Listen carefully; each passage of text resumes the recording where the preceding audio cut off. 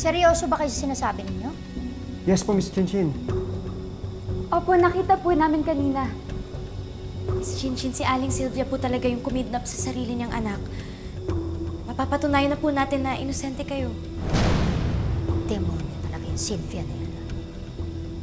Pero sigurado kayo, ha? Totoo yan sinasabi ninyo. Opo. Liligtas natin si Anton. Babawian ko yung Sylvia na yan. Tara na!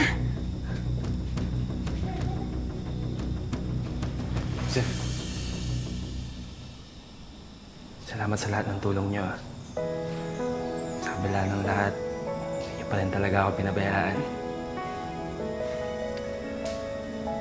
Magiging okay din ang lahat, Sean.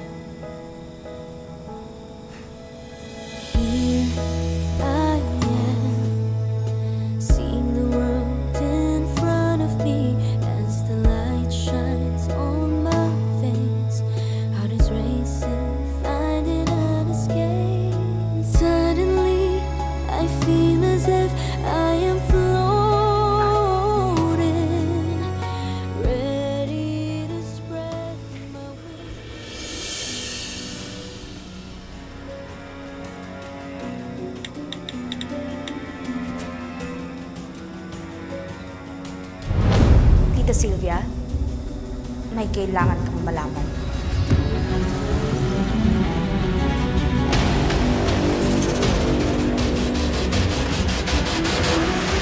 Miss Chinchin, nandito kami para arestuhin ka. Kaya pala ang tigas mong makatanging walang kinalaman siya sa pagkawala ni Anton. Kasi ikaw ang mastermind. Saan mo nilipat si Anton? Buhay pa ba siya? Wala akong kinalaman dyan! Tama na, Hindi! tama na. Ba't ako sasama sa'yo? Wala akong Sumama ka na! Hindi! Isa lang ang dapat mong siguraduhin.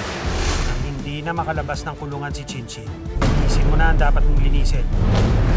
Malaking pera ang nakataya dito. At sa'yo din nakasalalay ang pagkabulok ni Chinchin sa kulong.